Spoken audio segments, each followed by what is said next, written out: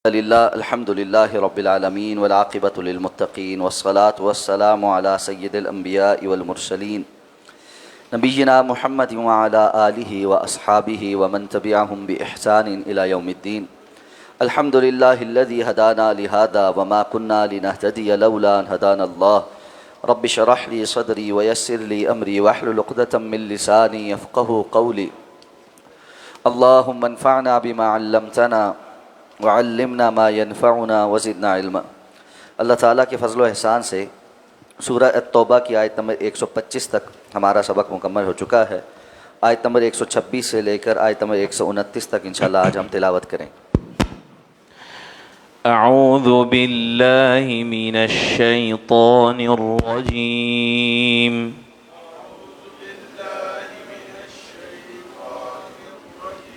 بسم اللہ الرحمن الرحیم.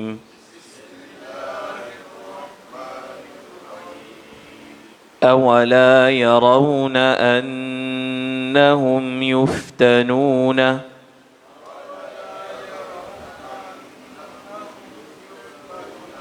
في كل عام مرة او مرتين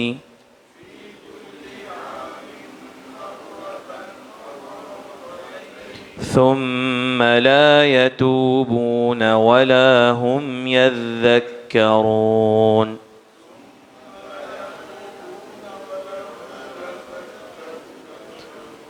وإذا ما أنزلت سورة نظر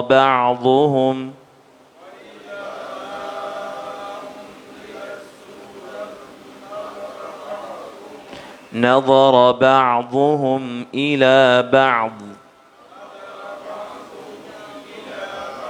هل يراكم من أحد ثم انصرفوا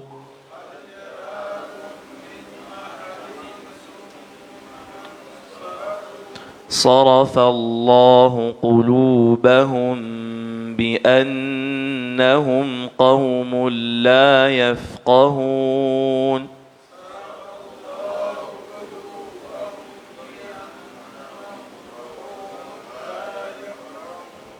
لقد جاءكم رسول من أنفسكم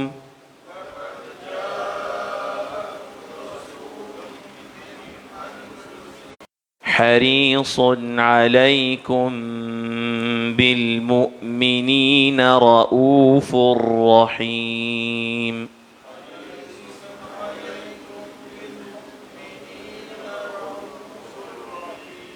فإن تولوا فقل حسبي الله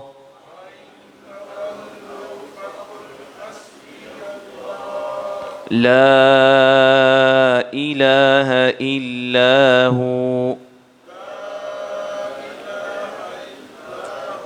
عليه توكلت وهو رب العرش العظيم.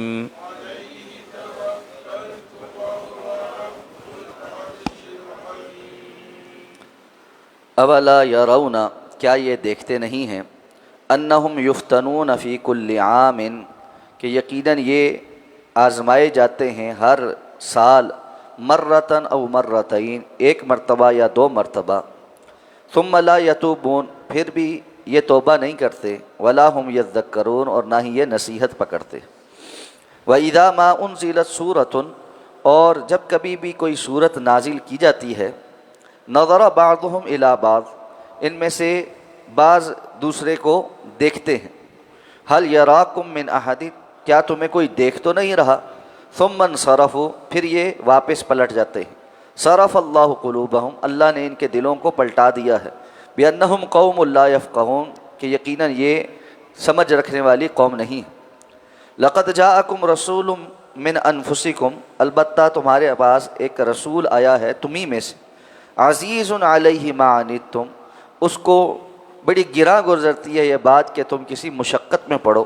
حریص علیکم، تمہارے معاملے میں بڑے حریص ہیں، بالمؤمنین رؤوف الرحیم، مومنین کے ساتھ بڑے مشفق و مہربان اور بار بار رحم کرنے والے۔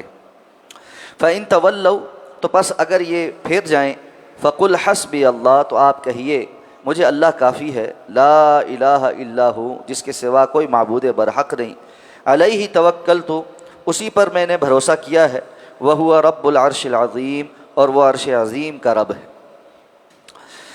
اللہ تعالیٰ نے فرمایا کہ منافقین کی عجیب صورتحال ہے کہ ہر سال ایک مرتبہ یا دو مرتبہ یہ مختلف چیزوں سے آزمائے جاتے ہیں، اور ان کے پول بھی کھل جاتے ہیں اور ان کے بھانڈے بھی پھوٹ جاتے ہیں۔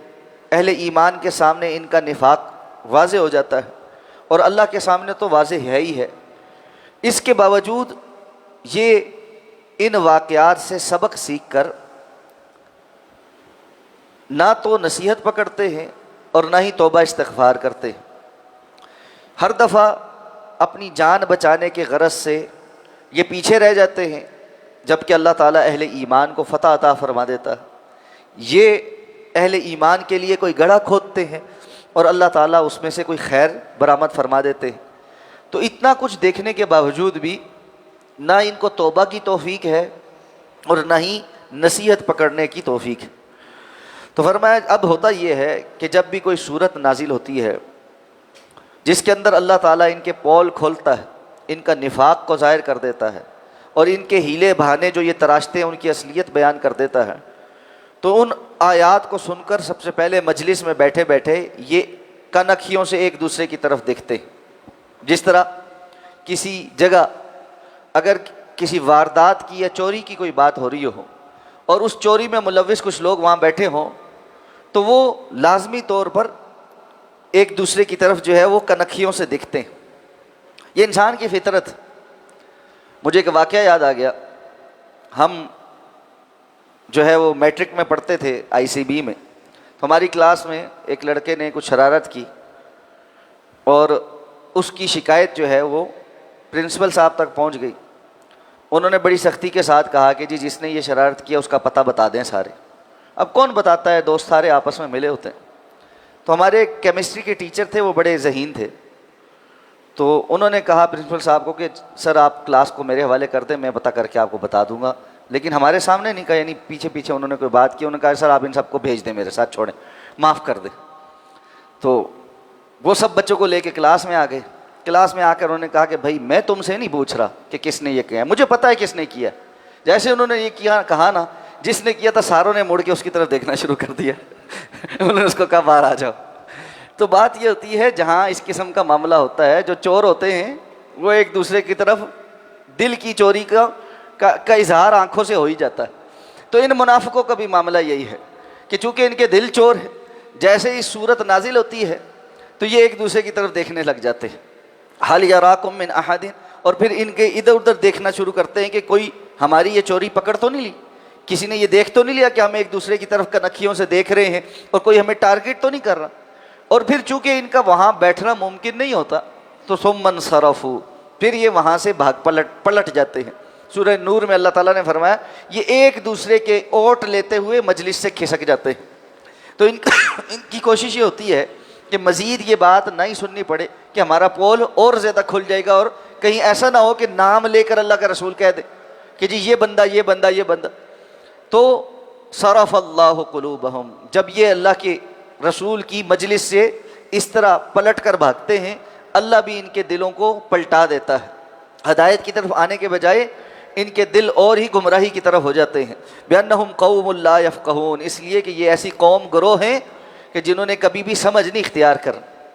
اب فرمایا وگرنہ اصل تو یہ تھا لَقَدْ جَاءَكُمْ رَسُولٌ مِّنْ أَنفُسِكُمْ، تمہارے اندر اللہ نے تمہیں میں سے ایک رسول بھیجا تھا، اور وہ رسول بھی کیسا ہے، عزیز علیہ ما عنتم، اس کو بڑا گراں گزرتا ہے کہ کوئی ایسی بات آ جائے جو تم پر مشقت کا سبب، یعنی اگر اللہ تعالیٰ کی طرف سے کوئی حکم آئے تو وہ پہلے ہی آسان ہوتا ہے، دین آسان ہے، لیکن رسول اللہ صلی اللہ علیہ وسلم کی مزید کوشش ہوتی کہ اس کے اندر کوئی ایسا پہلو نہ ہو جائے جو امت کے لیے مشقت کا سبب بن جائے۔ اور اپنی عادات اور اطوار میں بھی اللہ کے رسول صلی اللہ علیہ وسلم کسی کام کو بسا اوقات اس لیے چھوڑ دیتے تھے کہ کہیں ایسا نہ ہو کہ امت کے لیے وہ فرض ہو جائے. جیسے کہ آپ نے فرمایا اگر مجھے اپنی امت کی مشقت کا ڈر نہ ہو تو میں ہر نماز میں انہیں مسواک کرنے کا حکم دے دوں. آپ نے رمضان میں 3 دن رات کا قیام کرنے کے بعد باجماعت صرف اس لیے چھوڑ دیا کہ کہیں امت کے اوپر اللہ رب العزت یہ فرض نہ قرار دے دیں اور بعد میں امت اس کو کر پڑے گی نہیں اور ان کے اوپر وبال آنا شروع ہو جائے. تو اللہ کے رسول صلی اللہ علیہ وسلم کو اس بات کی بڑی فکر ہوتی تھی کہ کوئی ایسی بات نہ ہو جس سے امت کے اوپر کوئی مشقت آن پڑے. حریص علیکم، تمہارے معاملے میں وہ بڑے حریص ہیں کہ کوئی یہ سارے کے سارے ایمان قبول کر لیں، اللہ کے رستے پر آ جائیں، جہنم سے بچ جائیں. اور اس بات پر تو اللہ کے رسول نے اتنی محنت کی کہ کتنی ہی مرتبہ قرآن مجید میں اللہ تعالیٰ کو آپ کو تسلی دینی پڑی کہ آپ اپنی جان کو ان کے غم میں گھلا نہ دیں، بلکہ آپ جو ہے صرف بات کے پہنچانے کے ذمہ دار ہیں. آگے کس نے قبول کرنا ہے نہیں کرنا یہ اللہ رب العزت جانتا ہے.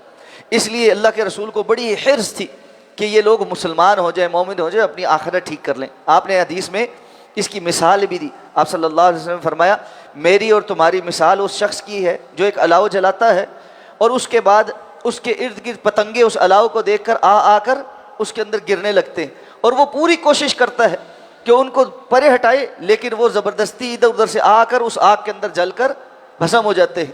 فرمایا میں بھی تمہیں تمہاری اس طرح پشت سے پکڑ کر گھسیٹتا ہوں کہ تم جہنم سے بچ جاؤ، لیکن تم ہو کہ آ کر اس کے اندر چھلانگیں مارتے ہو. تو اللہ کے رسول کو اس بات کی بڑی فکر تھی، یہاں تک کہ اس دنیا سے جانے سے قبل بھی جو آخری ایام میں اس میں بھی رسول اللہ صلی اللہ علیہ وسلم کو اسی بات کی فکر تھی اور اسی پر آپ کی آنسو بہتے تھے.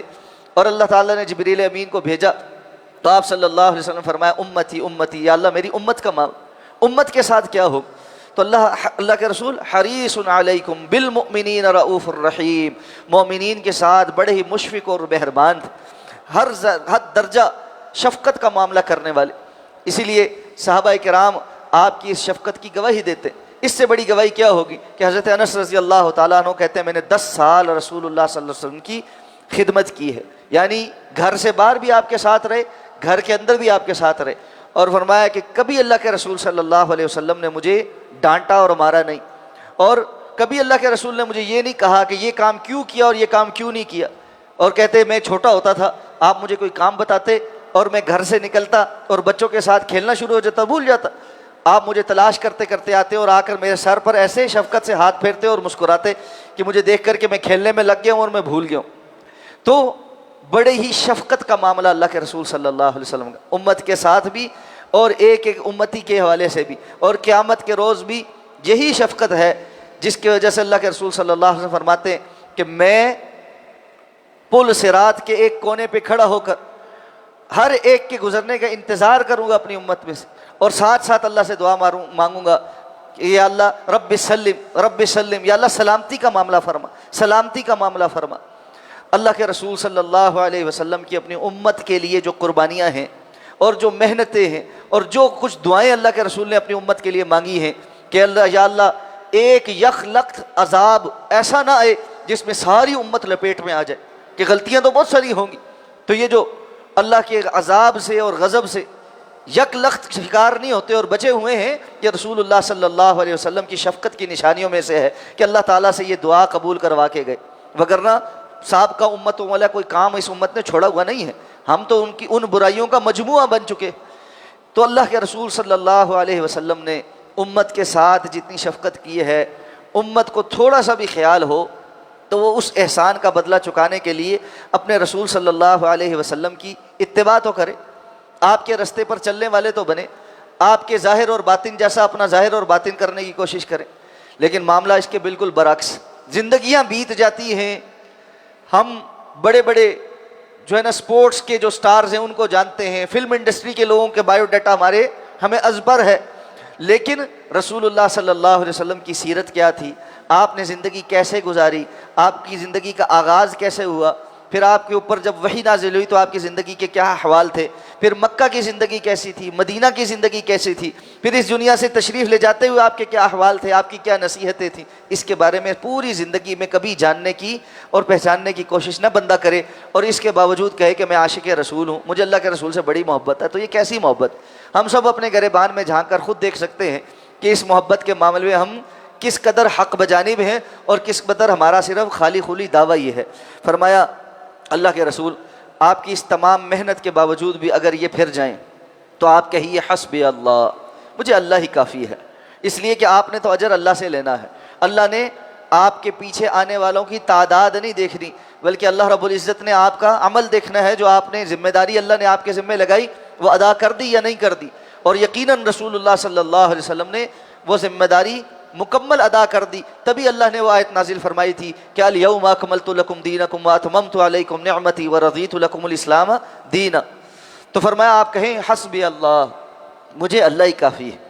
یہ جو جملہ ہے نا حسبی اللہ، یہ بہت بڑا جملہ ہے، بہت بڑا جملہ ہے۔ اگر بندہ اس کو سمجھے، اور رسول اللہ صلی اللہ علیہ وسلم نے بھی کفار کے مقابلے میں حسبی اللہ کہا تھا، حسبی اللہ لا الہ الا ہو علیہ توکلت وہو رب العرش العظیم۔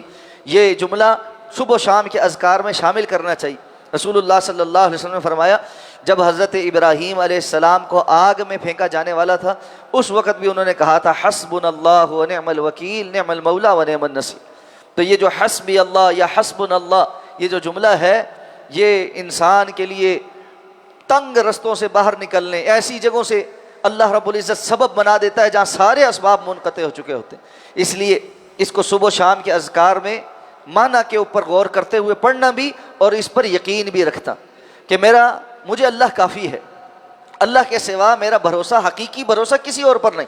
جو اسباب ہیں ان سب کے اندر تاثیر بھی اللہ ہی پیدا کرتا ہے، اور اللہ چاہے گا تو اسباب بھی سیدھے ہو جائیں گے، اور اگر اللہ رب العزت نے نہ چاہا تو کوئی سبب بھی سیدھا نہیں ہو سکتا۔ علیہ توکلت، اس لیے کہ میرا سارا بھروسہ اسی پر ہے، وہو رب العرش العظیم، وہ عرش عظیم کا رب ہے۔ اس بھروسے کے ساتھ اکثر اوقات اللہ رب العزت کی عظیم ترین مخلوقات کا ذکر آتا ہے۔ یہاں عرش عظیم کا ذکر آیا ہے۔ تمام مخلوقات میں اللہ کا عرش بہت سب سے عظیم، یعنی اپنے حیت کے اعتبار سے، اپنی وسعت کے اعتبار سے سب سے عظیم جو مخلوق ہے اللہ رب العزت کی، وہ اللہ کا عرش، جس پر اللہ تعالیٰ مستوی ہے۔ اس عرش کی جو طول و عرض ہے، کتاب و سنت میں جو کچھ بیان ہوا ہے، وہ ساتوں آسمانوں سے، اور اس کے اوپر کرسی سے، اور اس سے بھی اوپر جتنا جو سمندر ہے اس سے بھی زیادہ وسیع ہے۔ تو جو رب اتنے بڑے عرش کا مالک ہے، کیا وہ اتنی چھوٹی سی دنیا میں ایک حقیر سے انسان کے جو ضرورت ہے اس کے لیے قادر نہیں ہے؟ یقیناً وہ بہت زیادہ قادر ہے۔ تو بندے کو اللہ کی عرش کی وسعت اور اپنے مسئلے کی حقارت جب نظر آتی ہے نا، تو اللہ پر بھروسہ اور بڑھ جاتا کہ میرا مسئلہ تو ہے ہی چھوٹا سا ہے، وہ تو عرش عظیم کا مالک ہے، عرش عظیم کا مالک۔ اسی لیے رسول اللہ صلی اللہ علیہ وسلم کے متعلق آتا ہے، آپ انتہائی پریشانی میں نا یہ کلمات ادا کیا کرتے تھے، لا الہ الا اللہ العظیم الحلیم، لا الہ الا اللہ رب العرش العظیم، لا الہ الا اللہ رب السماوات ورب الارض رب العرش الکریم۔ اس کے اندر بھی ساری نا اللہ کی عظمت کی باتیں ہیں۔ تب بندے کو جو تسلی مل جاتی ہے کہ جو اتنا عظیم رب ہے، میرا تعلق تو اس کے ساتھ ہے، دنیا کی یہ پریشانی تو چھوٹی سی پریشانی، چھوٹی سی پریشانی۔ اس لیے انسان کو اللہ رب العزت کی ذات کے لامحدود ہونے اور اس کی عظمت اور شان کے متعلق تصور کو اپنے ذہن میں قائم دائم رکھنا چاہیے کہ جس کی مخلوق عرش اتنی وسعت والی ہے، وہ خود کیسا عظیم الشان رب ہوگا، جس کی کوئی مثال بھی موجود نہیں ہے۔ تو وہ میرے دنیا کے اس چھوٹے سے مسئلے کے لیے کیا میرے لیے کافی نہیں ہو جائے؟ یقیناً کافی ہو جائے گا۔ حسبی اللہ لا الہ الا ہو علیہ توکلت وہو رب العرش العظیم۔ اللہ کی توفیق سے الحمدللہ سورہ توبہ مکمل ہو گئی۔ اگلے ہفتے سے انشاءاللہ نئے سبق کے ساتھ حاضر ہوں گے۔ سبحانک اللہم و بحمدک، نشہد ان لا الہ الا انت، نستغفرک و نتوب الیک۔ علیہ السلام۔